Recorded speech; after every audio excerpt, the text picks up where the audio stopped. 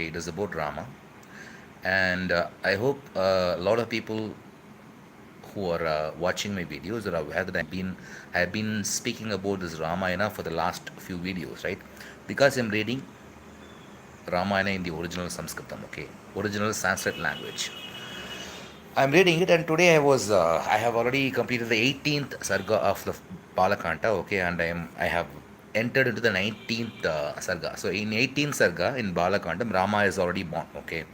Rama is born, and so far it is really good. It is interesting because I can get a lot of references to my research, own research, okay. When I think about Ramayana, I have always wondered about it, okay, and my so many years of Sanskrit learning has finally paid off because I am able to read Ramayana in the original Sanskrit, okay, and that is what I'm doing right now, and that is exactly why I have been talking about Ramayana for the last few live sessions, and you might expect this to continue, okay, because even if I talk about something else, I will, maybe I will give you a different, maybe I will name my next live session in a different way, okay, which is not connected to Ramayana, but still I might come up with some reference to the Ramayana that I'm learning, okay, because it has been a wonderful journey of reading Ramayana in the original Sanskrit, okay, that is a blessing.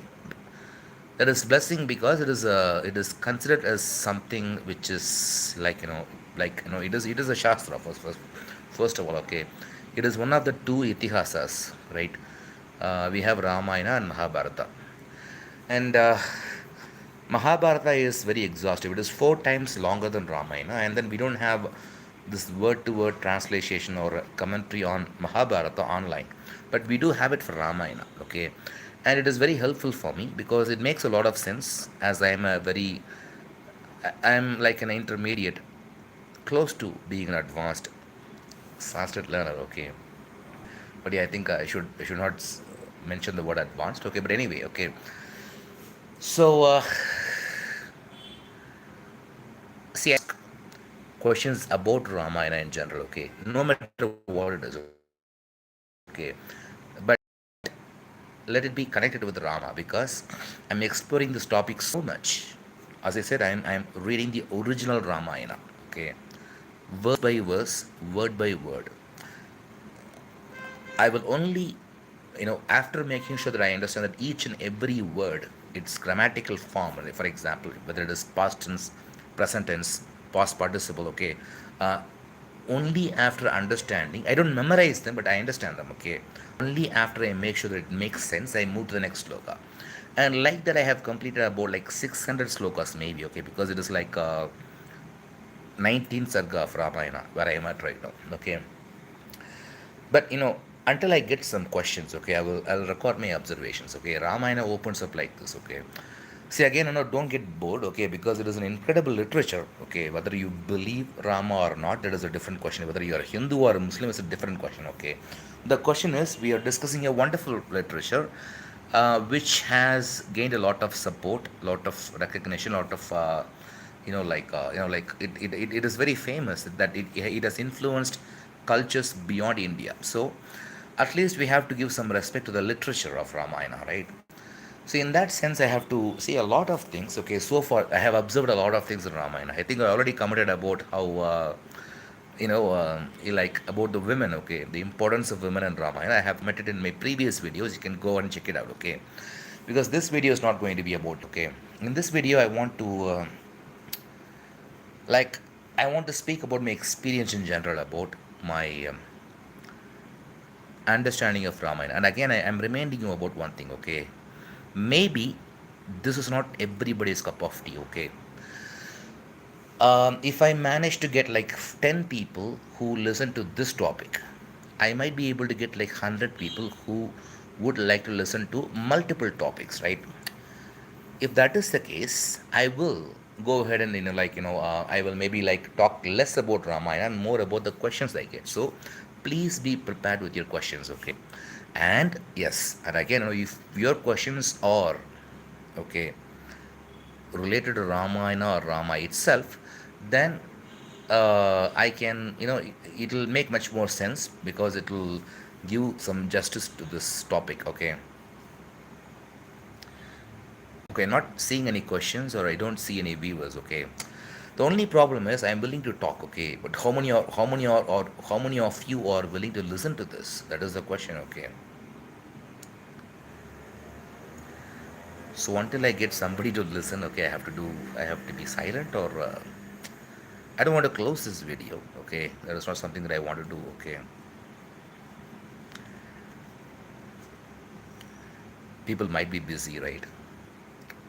So if people want to join after some time, it is good. Okay. So in the meantime, if you want to share the experience of learning Ramayana in the original language, it has been incredible because I feel kind of like happy, and even I can even say that I'm feeling proud because at least I spent a lot of time dedicating my time in learning Sanskrit. Okay, to the extent of understanding Ramayana in original. This is a dream of many people. Having the ability to read itihasas directly.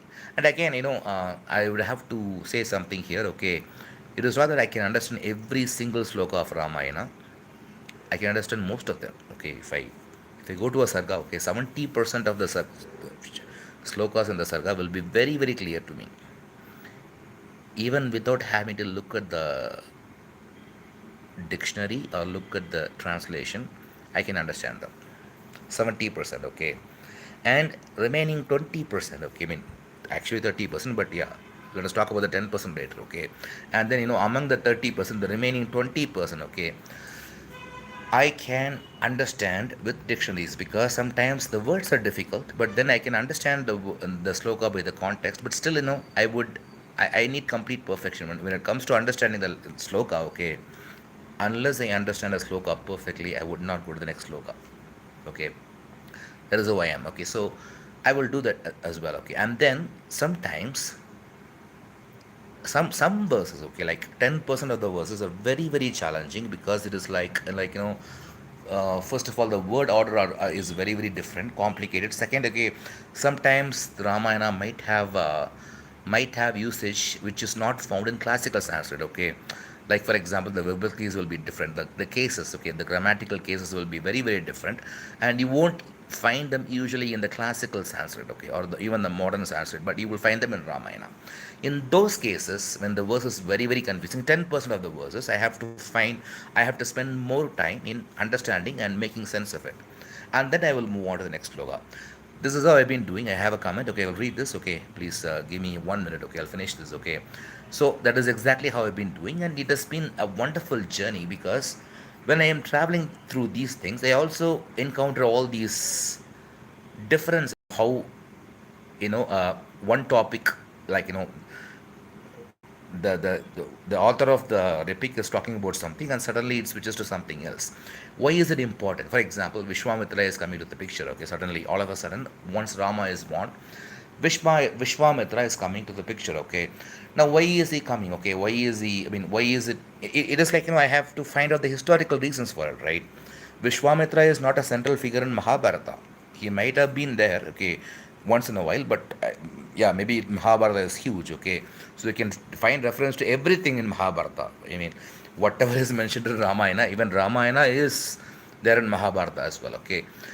But I have different opinions, okay, about Mahabharata and Ramayana. It differs from a lot of scholars who think about the, I mean, who have this. I mean, like I'm doing a very serious research about this, guys, okay, and I'm pretty sure, okay, I want to complete Ramayana completely, word by word, verse by verse. I will do it.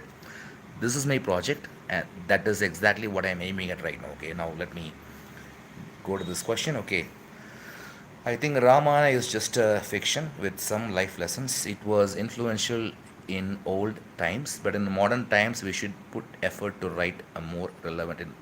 Okay, this is a very general opinion. Okay, it is like a public opinion. Okay, but when you explore Ramayana, it is much more complex. Okay, to come to any conclusion. Okay, yes, of course, there are lots and lots of 60 or to 70% of them are fictional. But what I am interested in it. Okay, see, my approach is very very different. I'm not saying that Ramayana happened. Okay, I don't really care about that. Okay, what I care about is, okay, first of all, there was somebody who wrote this epic, right?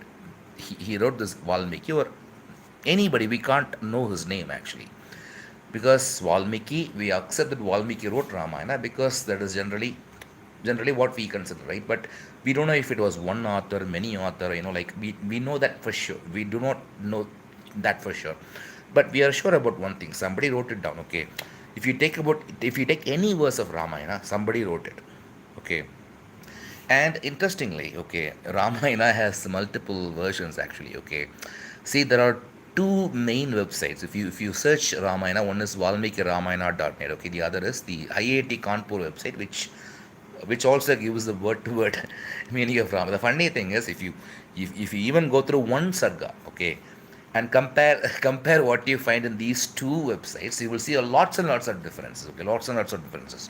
Most of the time, 90% of the time, meaning will not change. Okay, they will use different, because it is like, there are different versions, and it usually happens for any text, not just for Ramayana. Any text which is like significantly old, okay, it'll have multiple versions because people copy it, okay, right, like, from manuscripts, okay.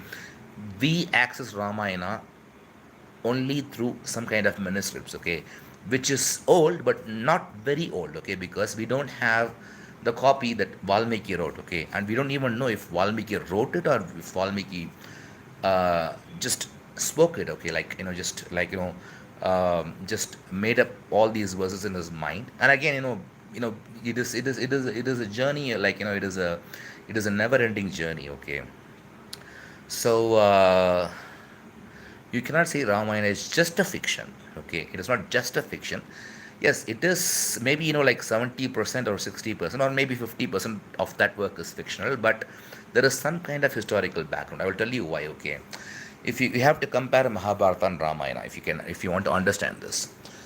See, there is a history to this. Okay, see, when if you look at Rig Veda, okay, Rig Veda mentions the tribe of Bharata. Okay, and Rigveda talks about Kuru kingdom.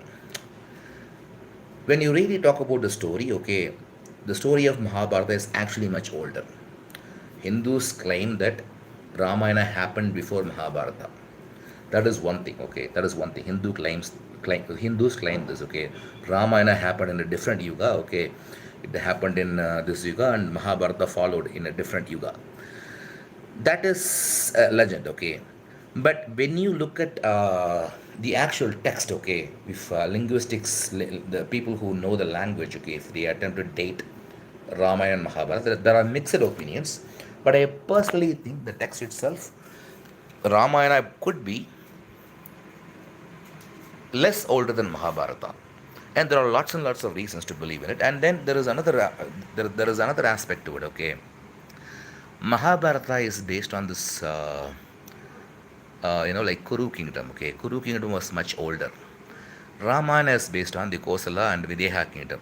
They are much younger. Okay, Kuru kingdom. The dating of Kuru kingdom was between like 1200 BCE to 900 BCE. Okay, that is the dating. Okay, but when Kuru kingdom existed, Kosala or Videha did not exist.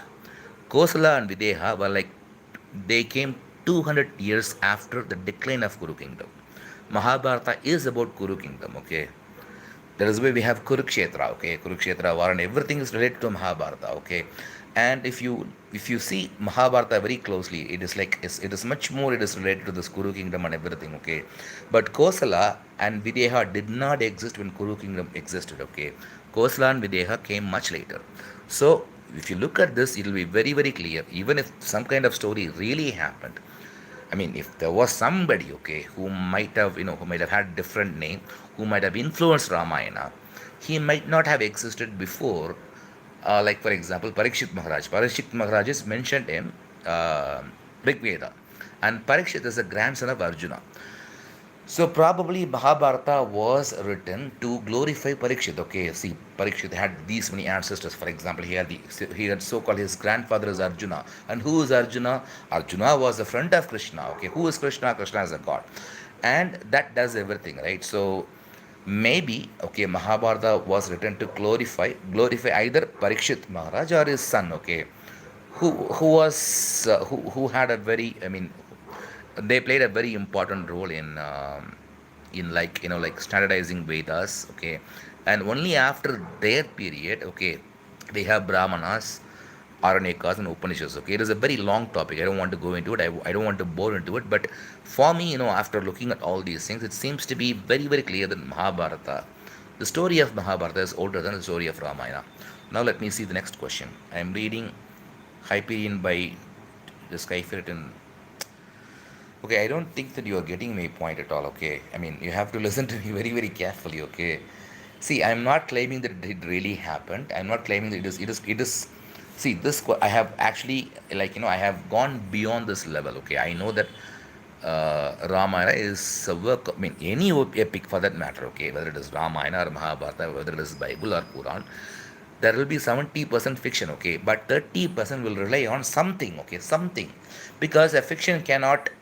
For example, if somebody is creating a sci-fi movie, somebody is even directing a novel. Okay, there will be some kind of elements which is related to reality, right? For example, why do we have, like, for example, let us say, I mean, I don't know I don't even know how to see. Sometimes I sense a lot of intellectual gap between people that I'm talking to and what I am thinking in my mind. Okay, people are, I mean, it is understandable. Okay, not everybody can get this.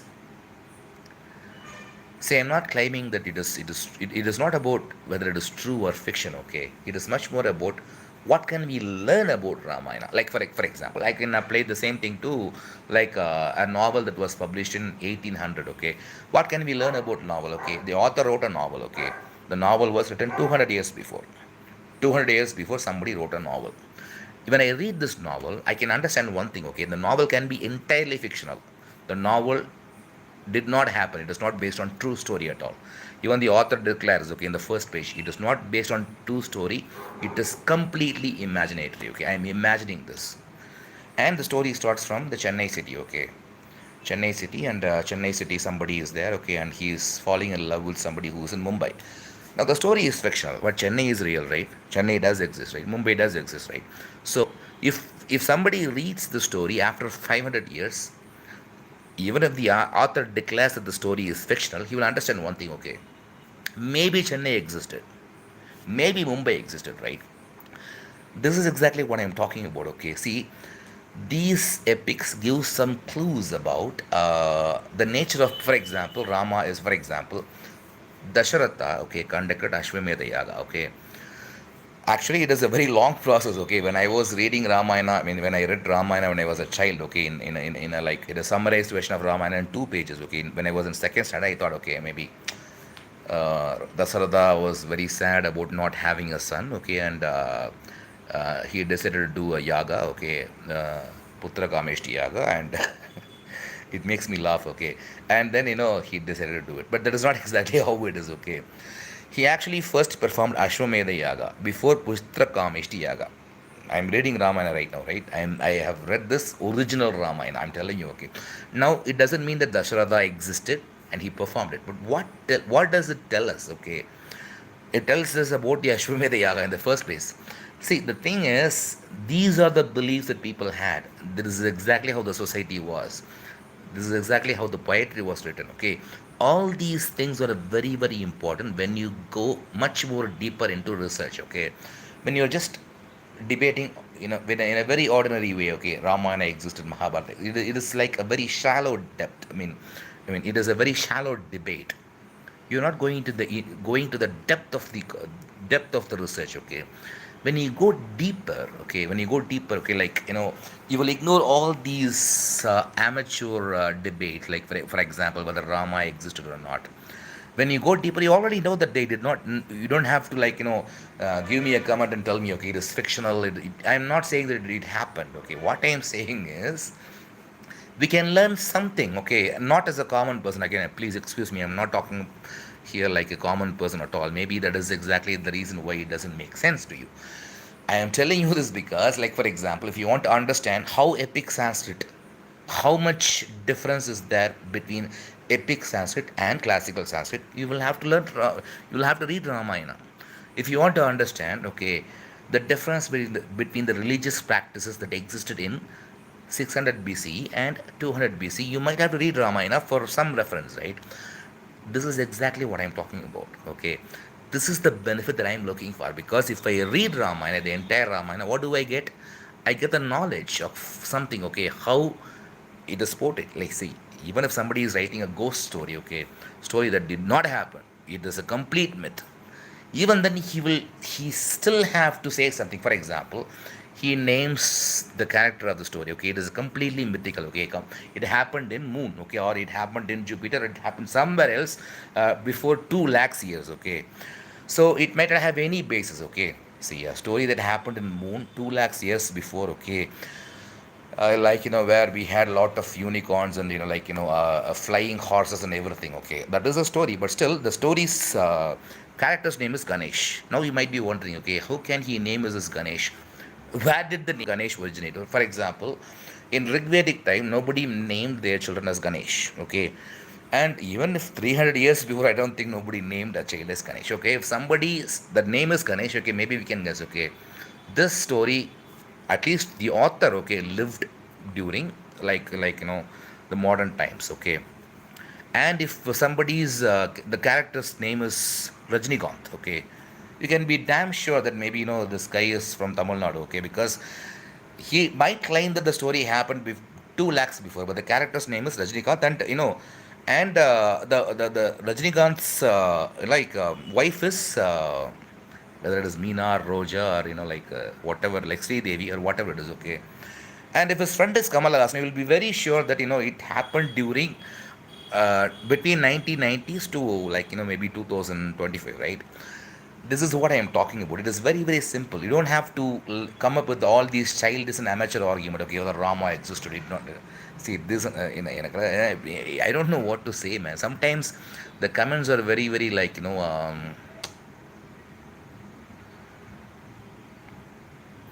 so I hope you get my point. Okay. See, thing is, if I have to talk about this any further, okay, I am not interested when I don't have much comments. Okay, maybe this video did not. I mean, maybe the topic did not interest you. Okay, so at this point of time, I have to end this video. Okay, maybe tomorrow. Okay, if you comment on this, it is not that I'm, like, sometimes people do not understand what I have gone through, what I have. Everybody has some kind of expertise, right? You can disrespect human beings based on a lot of things. Okay, because 2 days before, a guy replied to my email. Okay, I was asking some financial assistant, and he actually replied, okay, like this. Okay, hi beggar. And it was, sometimes people try to insult me. I don't care about this. Okay, so it is not about, like, I people. It is the nature of people. Okay, people think that they know a lot. Okay, people think that they are in a position to advise somebody without knowing their history. Okay, um, when I look at all these things, and when I look at how much support I'm getting all these days, okay, it makes me to think about, where the world is going. Okay, because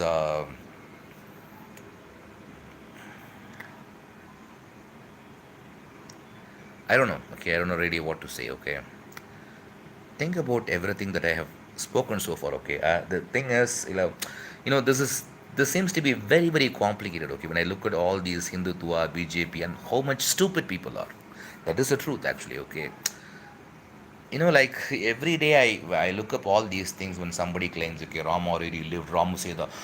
See, the thing is, I'm not a Hindutva guy. First of all, I have been against Hindutva for a very, very long time, but the same applies to any other political concept that we have in India, especially in Tamil Nadu, for example.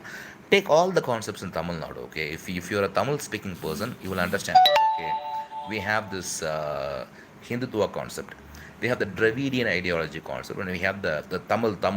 Okay, three concepts are completely bullshit. I'm telling you. Okay, whether you talk about Hindutva, it is bullshit. Hindutva is complete bullshit. Okay, bullshit. It is just a political agenda. Hindutva does not carry any weight. They are using a concept called Hindutva to gain votes. The same is the case with the Dravidian ideology, the Dravidian concept that we have, like Tandai Periya and everything. Okay, this concept is also used to gain weights. And then there is a Tamil concept. Okay, Tamil is superior. Okay, whether you say Sanskrit is superior, Tamil is superior, it sounds same to me. Okay, whenever you talk about the superiority, okay, that is exactly when I get disgusted. Okay, nothing is superior in this world. Okay, it is all subjective. Having said this, okay, I'm ending this today for because today is over. Okay, for some reason I did not get much comments today. So and please, when you comment, okay, please think about these things. Okay, like think about the depth. Okay, that I'm trying to capture, the depth that I am in. Okay, thank you very much for watching. Okay, if you have any questions, leave your comments. Thank you. Bye.